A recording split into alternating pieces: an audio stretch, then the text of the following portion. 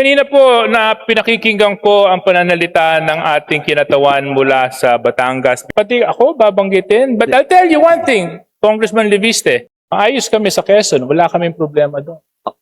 Ang sinasabi In fact, ko, kami mas nagkakasundo mababa at ang gastusin sa nagkakaisa. Quezon. Walang kalaban ka naman sa nakarang eleksyon di ba? Congressman Leviste, Patawag Mr. na lang tayo Speaker, ng pagdinig sa Kongreso para ang mga ibang mga politiko sa Batangas at hindi ako ang pwedeng tumistigo tungkol dito. Leader meron sa po aking ba distrito. tayong Yes. ebidensya na magpapatunay? Meron po bang dokumento? Meron po ba tayong hawak na anumang sinumpang salaysay na magsasabi na ganito nga po talaga ang nangyari? Unang-una po, Or tayo po ba ay bumabase lamang sa mga haka-haka at kwento at text at mga Facebook messages? ilang sagot po. Unang-una, sa campaign sorties, nakikita natin na may gastos. Kung talaga pong may mga ganong nangyari na maanomalya o questions of irregularities during the campaign, were the proper cases filed in COMELEC? Kung election spending ang bubuksan natin, hindi tayo matatapos ngayong araw. Ang punto ko, bakit ang kontraktor, ang lantaran, nag-host ng mga political events para sa mga politiko sa Batangas? Sorry. Before we continue, let's put a little order here. Huwag nating gawing free for all to, please.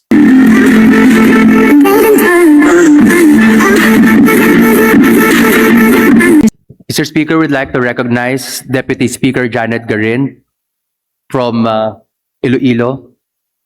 Yeah, thank you very much. You're now recognized, Honorable Garin. Thank you very much, Mr. Speaker. Thank you very much, Majority Leader. And of course, magandang hapon sa ating colleague, the Honorable Yan De Viste. Nakakagulat, no, Mr. Speaker, dahil nakita ko yung magandang relasyon ng mga taga Batangas. And I also believe na kaakibat ng progreso ng isang probinsya ay ang pagsasama-sama ng kanilang mga lideres. Though, of course, I would not contest the decision that the manifestation will be responded to. Balikan lang po natin na nagulat kasi ako dun sa mga sinasabing gastusin na umabot ng bilyon-bilyon. Did I hear the Honorable Leandro Opo, Leviste pero right? in fairness po sa mga rekto, sa buong bansa naman bilyon-bilyon ang ginagastos ng mga tao para manalo sa mga eleksyon. At baka ang ibang mga kongresista ay pwedeng magbigay din ng kanilang kananasan kung magkano ang bilihan ng mga boto sa kanilang mga probinsya. Ang itinutukoy kong punto dito ay hindi na may bilihan umano ng mga boto sa eleksyon. Pero na si Congressman Garjola ay umano ang gumastos para sa mga rekto sa Batangas. At least for a large part of their campaign, which I witnessed myself in my district. Yeah, that's why At I ang asked tanong, Mr. Speaker. kung totoo kasi- man, kahit 1,000,000 piso, ano ang kapalit ng ginastos ni Garjola para sa mga rekto? Yeah, At kaya ako, kung may kaya- katotohanan man ba, ang sinasabi ko na sa April 15, sa dinner na pinicture na nasa Facebook, kwento nila sa akin ang kanilang sistema para sa road openings, bilihan ng lupa, pagpondo gamit ng impluensya sa gobyerno, at pag-raise ng pondo para sa mga eleksyon. Kaya ako nagtanong, Mr. Speaker, distinguished colleague, kasi ganun ba talaga ang gastusan Batangas? Matanong ko po yung ating kasamahan, magkano po ang ginastos niya sa eleksyon? Actually, mas mababa ang gastusan actually sa Batangas kaysa sa ibang mga probinsya. At kung bubuksan natin kung saan ang pinakamataas, balita ko nasa ibang mga rehiyon ng ating bansa, hindi masyadong mataas ang Calabarzon, di ba? Kong JJ, hindi masyadong mataas sa atin sa Batangas o sa Quezon. Pero Maybe the Honorable... ang punto ko ay hindi para buksan ang ginagastos ng mga politiko sa mga eleksyon. Ang punto ko ay bakit ang isang kontraktor ay gagastos para sa mga politiko? Kung election spending ang bubuksan natin, hindi tayo matatapos ngayong araw. Ang punto ko, bakit ang kontraktor, ang lantaran, nag-host ng mga political events para sa mga politiko sa Batangas?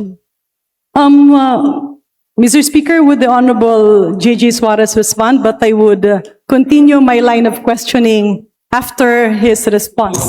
Sorry. Before we continue, let's put a little order here. Wag nating gawing free for all to, please. Ang punto ko, Honorable kung members anong of this ginagastos sa House. Quezon o sa Excuse me, Batangas, I'm addressing mas the floor, mababa sir. naman. Kasi Order. probinsya. I'm addressing the floor.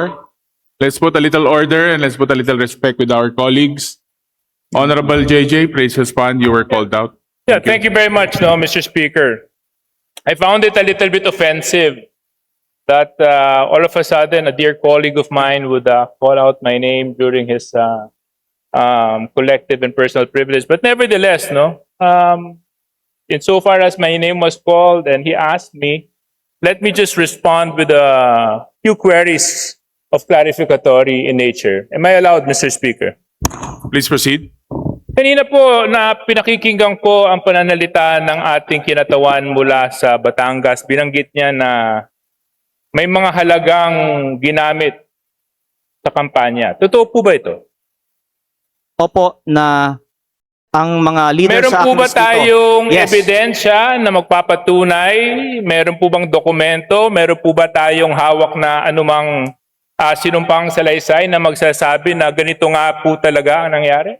Unang-una po, Or tayo po ba ay bumabase lamang sa mga haka-haka at kwento at text at mga Facebook okay, messages? ilang sagot po. Unang-una, sa campaign sorties, nakikita natin na may gastos.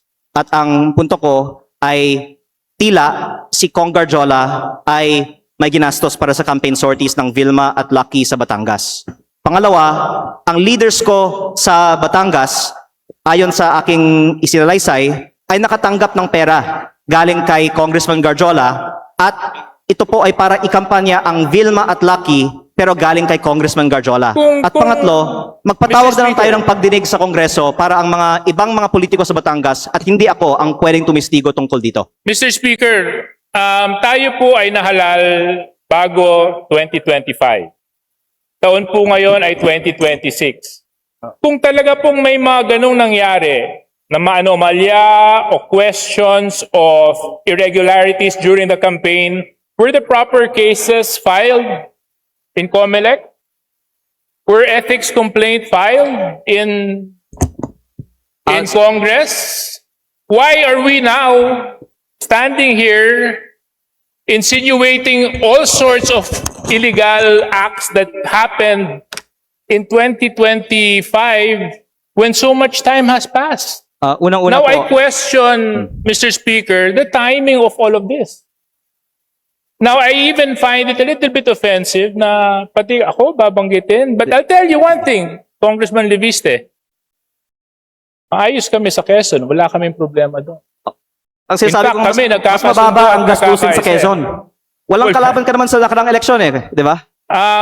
Congressman Leviste, and Mr. Speaker, I'm sorry. I'm supposed to be respecting Please our rules. address the Mr. Speaker, unfortunately, I do not abide by comments of the good congressman from Batangas.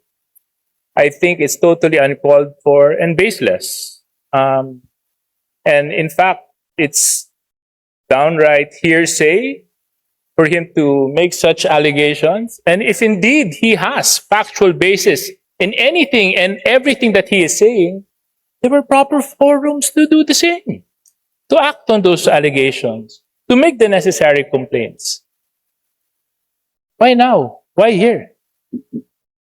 Mr. Speaker. First of all, I would like to manifest that I appreciate the help that Deputy Speaker Suarez has extended to me in my first term as a advisor and mentor.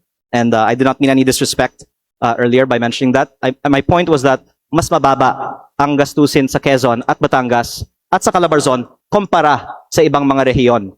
Pero ang punto ko ay hindi ang ginagastos sa election kung hindi ang pinanggagalingan ng gastos na ito. Lalo na kapag lantaran ang kontraktor ay nasa campaign sortie at ako nga ay may personal na karanasan na si Garjola ay gumagastos para sa kampanya ni Vilma at Lucky. Mr. Speaker. But in terms of your question, why now? I would like to say that my focus has been on transparency and accountability on corruption in the DPWH and the flood control investigations kasi hindi sapat na i-disqualify natin ang mga ang mga kandidato na may vote buying sa mga eleksyon. Dapat kasuhan para sa pagnanakaw ang mga politiko kapag sila ay nahalal na. Kaya yun ang inuna ko, yung pananagutan sa korupsyon sa DPWH. Pero kung pwede ko pong banggitin din, ako po ay hindi sinungaling. Ayokong bulahin ng taong bayan. Lahat tayo dito sa plenaryo ngayon ay may kaalaman na talamak ang vote buying at umaabot sa daan-daang milyon on average at minsan bilyon-bilyon ang mga kampanya ng mga kandidato sa Pilipinas. Kaya kung sino man dito ang magtatayo at magsasabi na kasinungalingan ang sinasabi ko na umaabot sa daan-daang milyon, at the very least ang ginagastos ng ibang mga kandidato na nandito sa plenaryo ng Kongreso ngayon, hindi ako mahihiya na magsabi na sila ang sinungaling at ako ay nagsasabi ng totoo. Pero hindi ko balak buksan ng itong issue ngayon. Ang binubuksang issue ko ngayon ay bakit ang kontraktor ang lantarang gumagastos para sa kandidato, meron bang kapalit ang ginastos ng kontraktor na ito? Mr. Speaker. Deputy Speaker Yeah. Suarez, please One- respond and we will wrap Yeah. up because One the 10 question minutes lang. has already expired. Please take note, Majority Leader. My colleague from my neighboring province of Batangas was right when he said that mag-iba siguro yung probinsya namin. Gusto ko lang malaman dahil sinabi niya mas mataas ang gastusan. Magkano po bang ginastos mo sa election mo? Actually, nasa Facebook po, namimigay ako ng libreng school supplies, ng libreng bigas pag may kalamidad, ng Christmas package, lahat po yan, personal ko pong gastos pag walang eleksyon. Magkano po? Nasa Facebook po lahat ng ginastos ko at inanunsyo ko naman na ako po ay nag-donate sa aking foundation ng 6 billion pesos para sa mga estudyante at mga typhoon victims. Di, para Ako lang po maintindihan ko, Mr. Speaker, kasi, di ba, sabi, Ako po ay hindi magkano ba sisinungaling. gastos niyo? Dahil sinabi ko nga, sinagot ko na. Ako ay may foundation na nag-donate ng ako ay may So yung foundation niyo yung gumastos sa kampanya ninyo na 6 na bilyon? Tama po ba yun? Hindi po. Ang sinasabi ko, ako ay may foundation na nagbibigay ng school supplies at bigas at relief So yung goods. foundation po niyon ay yun ang nagamit na Hindi yan ang ginastos ko paraan sa kampanya.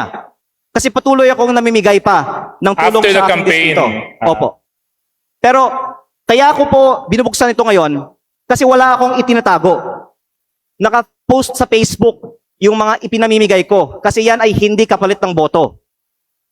At ayoko na magkukunwari tayo dito bago ko pa papangalanan ng ibang mga nakatayo sa Kongreso ngayon na balita ko ay may mataas na presyo ng bilihan sa kanilang mga eleksyon na itanggi natin dito na talamak ang vote buying at mataas na spending sa mga kampanya sa Pilipinas. Ang pinupunto ko lang po ngayon ay sa mga nakalap kong impormasyon, si Garjola ang gumastos para sa mga rekto sa Batangas. Please wrap up, honorable members. Yeah, I'm Final just, response. yeah, Mr. Speaker, thank you very much for the time. Medyo nalito lang ako. Parang ang dami na natin pinuntahan na topic, from vote buying to business associates, May to all oras sorts of naman tayo. partnerships, and to, Mr. Speaker, can we have like 2 hours for this interpellation? My point is, Mr. Speaker, is there was a proper venue, there was a proper opportunity to take the legal recourse to address whatever concerns and allegations the good congressman. We had all of this. And I hope that we avoid grandstanding and taking opportunity of the podium and the bright lights of Congress to set aside their political interests and use the proper forums so that in such a way we can live by the rule of law and abide by the rules of Congress. Thank you very much, Mr. Speaker. Majority Leader. Mr. Speaker, would like to recognize Congressman Terry Don of Bicol Yeah. Saro. Yeah. Mr. Before Speaker, we point of order, I finish believe this, I'm still since interpolating. the time is expired, the honorable Ridon is given a few minutes.